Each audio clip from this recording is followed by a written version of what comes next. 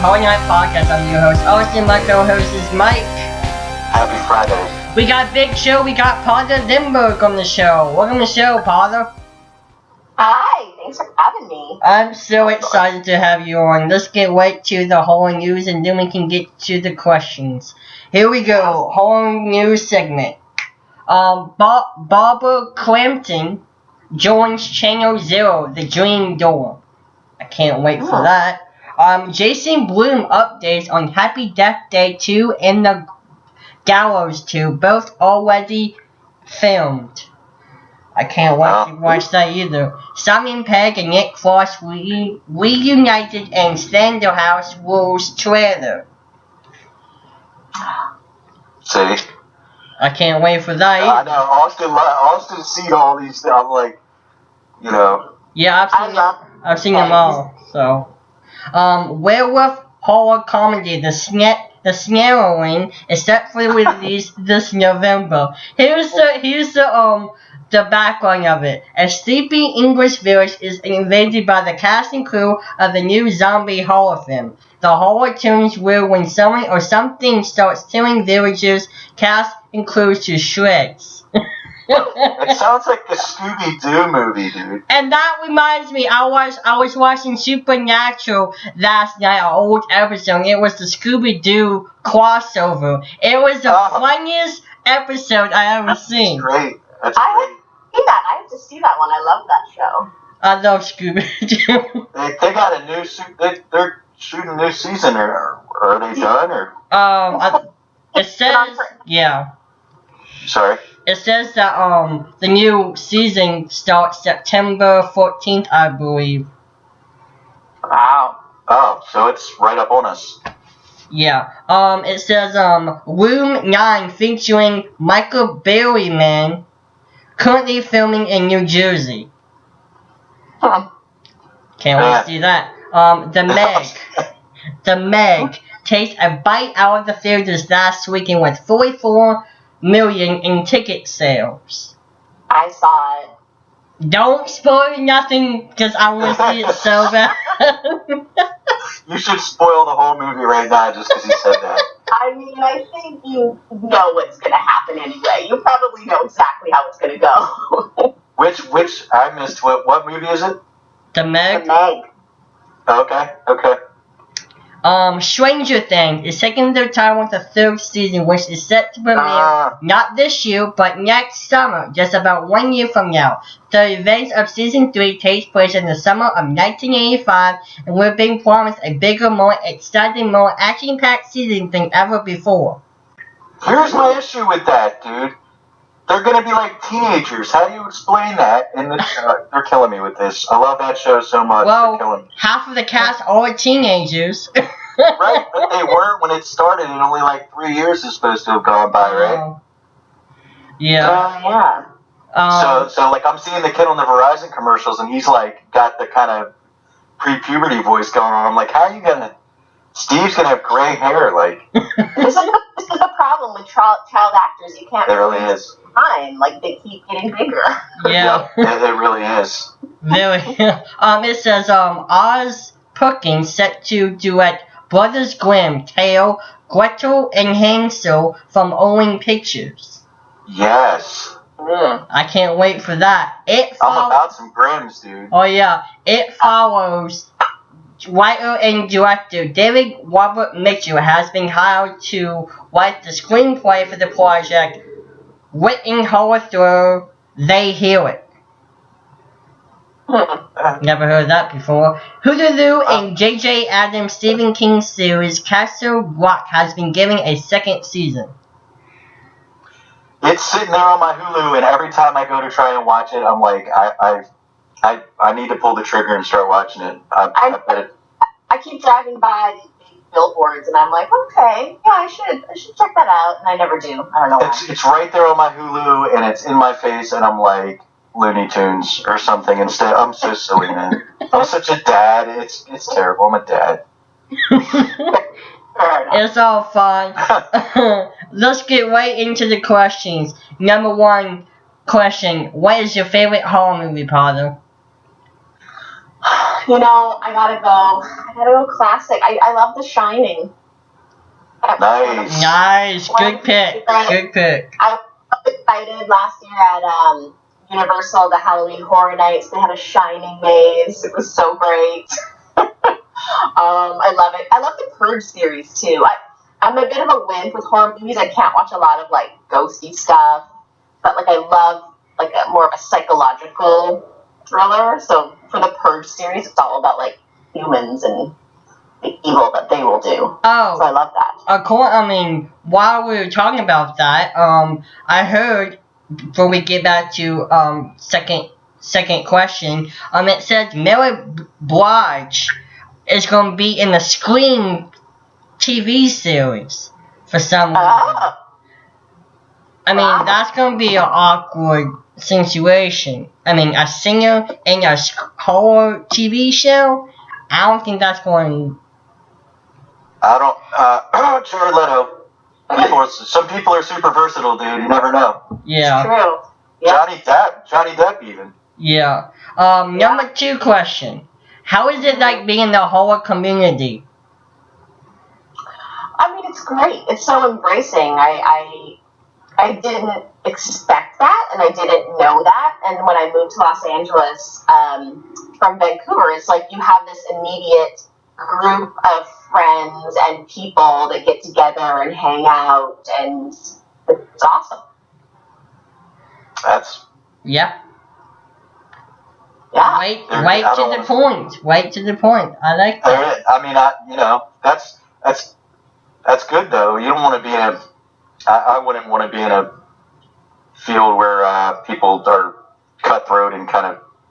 Yeah. Well, I am in my other non-horror acting world. I am it is cutthroat and it is competitive, and there are a lot of, how do I say this nicely? Just not nice people, and so it is nice when you have a community that really like sticks together and supports each other, and they bond together and they lift each other up instead of kind of going. There's not that jealousy I find in other maybe entertainment circles. I don't know. Yeah. It's great. Number 3 question. How was it like being on the TV show Supernatural? It was so fun. It was really great. It was such a fun set. The boys are, they've been doing it for so long. They have it all like on lockdown, and they were super helpful. Like I had fight sequences, and I hadn't really had those before, and they helped me, figure out, okay, if you come in low with this camera angle, it'll work better, and they just really guided me, and they really took me under their wing a little bit, and it was awesome. And you're just working with such an experienced crew. It was the best. Everything I've heard about the 2 stars of that show is that they're just amazing guys. They're super nice guys. Oh, yeah. They're goofy and funny and helpful, and they're not egotistical. Look, like I've been on sets where it's tense. The stars don't get along, or they're not friendly. And so then it kind of like ripples out, and then everybody is not having a fun time. But on that set, they're buddies, and you feel that, and everybody gets along, and the crew up in Vancouver, they all know each other, and they've been working together for years, and it just runs so well. Those are the people that love to call themselves method actors. Oh my god. I'm not going to say it. Okay, I'm going to say it. Shia LaBeouf. Yeah. Oh yeah. I hear that guy's a nightmare. Oh yeah. I don't want to limit any role you may have in the future, so you don't have to. I have stories, and I'm like, I will not share that story right now. Number 4 question. How was it like being in American Mary? It was awesome. It was such a cool experience. I'd never had prosthetics done like that before, and when we shot the teaser, we weren't working with like an expensive, experienced crew, or the people who made the prosthetics didn't really know what they're doing. So then when we shot the film, we got to work with Todd Masters and Masters Effects. It was so amazing, and it so informs like character's going to sound and move.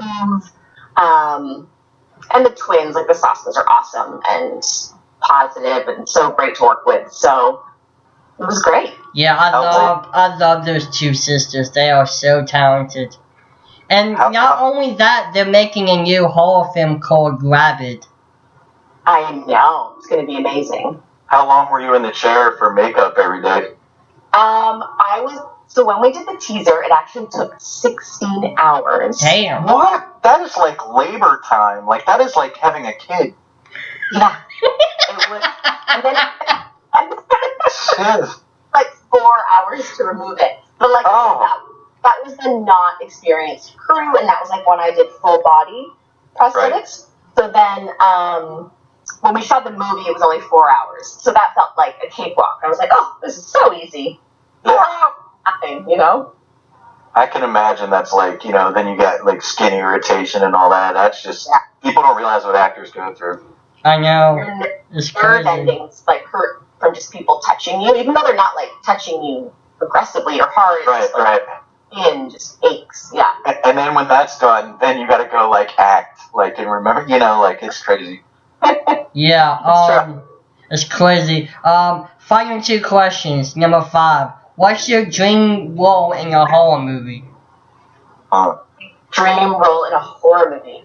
Oh my gosh. The person who defeats the evil in the world.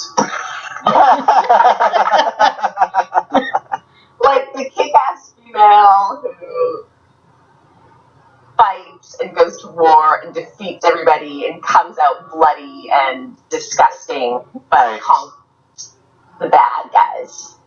Is that? Yeah. Well, it's vague, but it's not like, you know, he didn't say put yourself in like some role, and that's a good answer. Yeah, very good answer. I like that. the heroine, and we see more of that these days, where it's the female hero, and like that's good stuff. Yeah, right? Very good stuff. Final question. Any future projects you're working on? I do have there's another horror movie that's going to be coming out called Lost and Found. I don't know where it's going to be yet. I feel like it's going to go, I think it's going to be on TV. And Marisol Nichols stars in that. She's from Riverdale. And it's about like a small town in New Mexico where a bunch of kids and teens all start going missing. And what happens there. I can't give too much information because nothing's really big yet. But we shot that in May. So, yeah. Very, very X-Files-y. I like it. Yeah. We'll see. I'm a complete X-Files nerd. I'm going to admit it. I know. That was one of the things, like, Vancouver. I'm like, I never got to be on X-Files. It's sad because there's all these movies that Austin talks about, and I'm like, I'm going to check that out. And then if I do watch TV, I watch cartoons, or like I've watched the entire X-Files series like 4 times, and I don't care what anybody says. I love the last 2 seasons. I think it ended fine. And, I'm a big horror buff. I buy so many horror movies, and some I don't even watch. I have like at least 5 horror movies I just bought, and I haven't even opened the seal yet and watched them. But they're good. They're good to have. One day that's having a DVD around is going to be a kind of novel thing, like it's 8-track. Keep your DVD player working, man. It's brand new. I got it for my birthday. Yeah, it's gonna be this like kind of hipster thing to do, like go watch DVDs. Like, you don't just download, like. Yeah. But the bad thing is about the DVD player. If you for example, I got a movie from Target a couple years ago, and it was Bad Grandpa with Zac Efron and Robert De Niro, and I put it in the DVD player, and it said, this movie is bootlegged. What the hell? But when I put it on my PS4, it let me watch it, but on my DVD player, it won't let me watch it. So, it's weird. So, I gave them a bad review. I let them have it so bad. I mean, yeah, it's not even like a Target issue. That's more like your DVD player manufacturer has this like stringent, some sort of ridiculous standard. Who knows? Maybe Target is buying their DVDs from some sketchy places. I mean, we don't know. The plot thickens. This sounds like Mulder should be on the case, to be honest with you. No. Scully would deny the conspiracy outright. Right, totally. What's your last question, Austin? That was it. That was it? Yeah. Okay, so I have a question, and I was reading your bio, and another community that's sort of wild and fanatical is the anime circle. And I noticed that you did some voiceovers for some anime, and I'm wondering kind of what that's like. I have two funny stories around that. Like, I went for an audition here in LA for a feature, and like I was nervous, and I walked in, and the casting director was like, "I'm sorry, before we start." So this is the casting director, someone I'm supposed to be intimidated by. He's like, "Before we start, like, can I just?" And he kind of like fake bowed. He's like, "I'm so in love with like this." I was like, "Oh, okay, that's cool." So I'm hired. Role, but but anyway, that was kind of cool. And then I remember, when we would be filming stuff like Gundam, the director was talking about like panels, and the people are so obsessed and so into, and they ask these questions, and he would be like, he would have no idea what the answers were. He's like, so he going like, does anybody else know in the audience? And like everybody would be on their laptops. They're fanatical, yeah. I mean, when I saw that, all the voiceovers, I'm like, there has to be some, like, I'm sure you have even more fans from that, because there's people that are just out of their mind about anime. It's amazing. They love it. I mean, good for... Hey, everybody's into something. Anime is cool with me. I mean, it's so fun to work on, because the circumstances are always so strange and out there, and it's awesome. I love it. So the Tale of Two Corys. Mm-hmm. That's I imagine a pretty interesting story there with the actual. Is that out yet? It is out. When did it air? I'm so bad with dates, but it is out. It was really interesting. I'd never played someone who was alive. Before. She was not super excited about the movie coming out for obvious reasons. There was obviously a lot. But that's another thing. I'd never worked on something that had all this kind of like Hollywood backstory and controversy involved. So, Courtney's mom obviously was not excited that the movie was happening, but I tried to just play her as like a loving mom, and give her due, because she lost a son, and I don't want to. Yeah. That I can't. Yeah. Anyway, but it was a great experience to work on it. The director was amazing. Everybody really passionate about it. Corey Feldman would come and visit set. Yeah. That was sort of what I was leading into, was kind of wondering if there was any collaboration kind of with his mom, but I didn't realize she was kind of against it, so I'll back off that. Well, it is in the news. Like, Judy Hayne and Corey Feldman are not buddies. They don't eye to eye on things. So I know they did offer for her to be involved, and she was not interested. So. Yeah.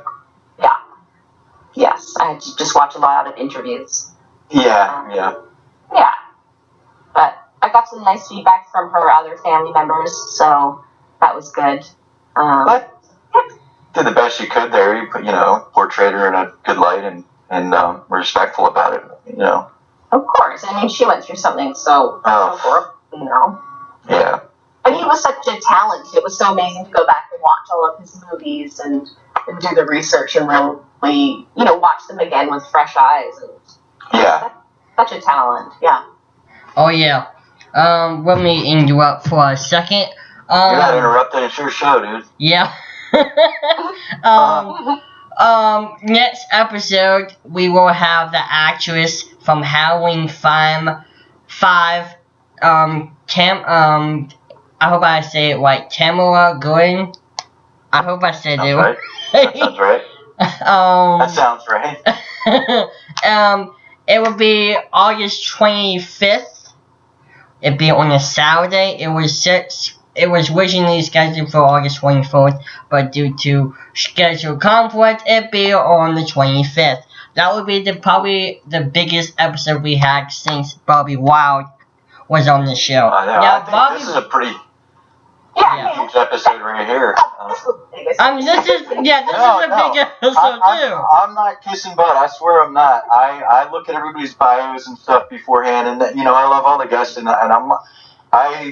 didn't realize that you had such a portfolio. I'm sorry that I didn't, but I didn't, and I was like, wow, this is a big guest.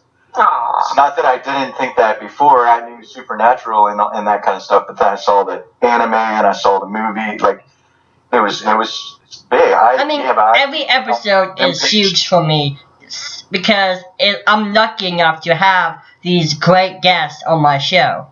Aww. And I'm clicking it's like IDBM, it's like you got this big thing on there, and there's like this, I'm just the girl trying to make it in Hollywood, that's it. And I'm a guy that's trying to make it to the whole community, make it to famous. So Paula, where can people kind of link up and catch up with what you're doing and follow you? You're on social media and stuff? Yeah, I'm on Twitter at Paula Lindberg, and I am on Instagram at Paula A. Lindberg. I have to add the A in there. So the other Paula Lindberg already took my handle, so... You should have put Paula, A. Lindberg. That would have been even funnier. You should have. And I just couldn't think of it. But, that's where I'm at. I do have a website that I never update, which is paulalindberg.com, if you want to look at photos. Actually, that's what I was just looking at, was, and it was talking about your starting off with dancing and... Oh, you did? I did, yeah. I totally read your back. I was like, wow, this is like, there's like this whole portfolio here. Like, it's not just a couple. Yeah. Cool. I forgot about it, but. Well, you just had traffic. I just clicked on it, so people should check that out. There's a lot more to Paula Lindberg than Supernatural than American Mary. Yeah. Cool. Yeah, anyhow. Well, Jesus, your portfolio better, Austin? Well, actually, no. But I'm not no actor. I'm just a comedian trying to make a living with horror. So, that's my life. I'm just a guy that lives in a cabin in the woods with my cat. Sounds idyllic to me. I mean, I like it. It's right for a horror movie, just nothing's happened yet. I'll make that happen one day. You come on up, buddy. Get blasted.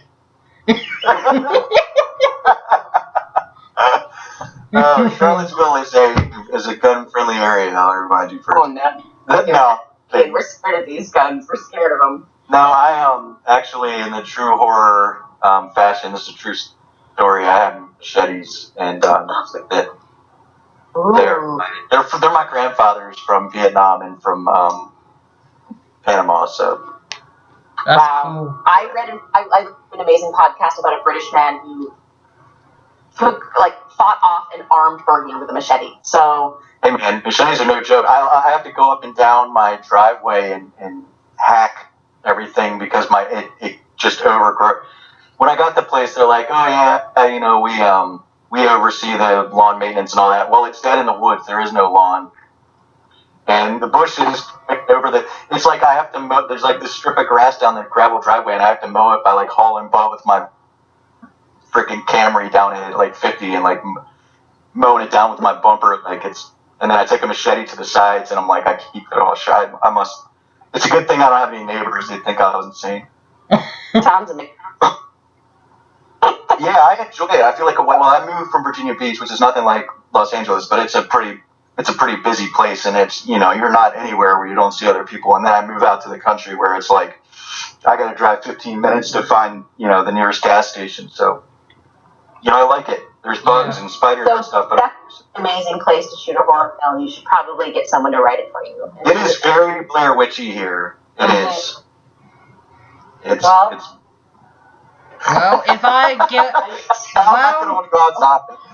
if I go into the film industry, I'll write the movie up. Austin, you should come up here, Austin, and we'll wear the bear suit like on Super Troopers, and we'll go down the hill to where the cows are and see if we can stir anything up. Yeah. I'll get my Michael Myers costume. Oh my. Yeah, that's how you probably really would get blasted. I don't know. My neighbors do shoot guns. I hear them. I can't see them. I hear them over the other side of the mountain, though.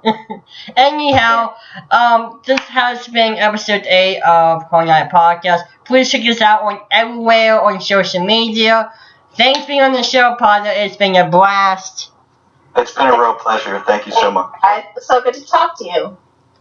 And please don't forget to check out the next episode. And find Paula and follow Paula on Instagram and Facebook and Twitter. I'm sorry, Twitter and Instagram.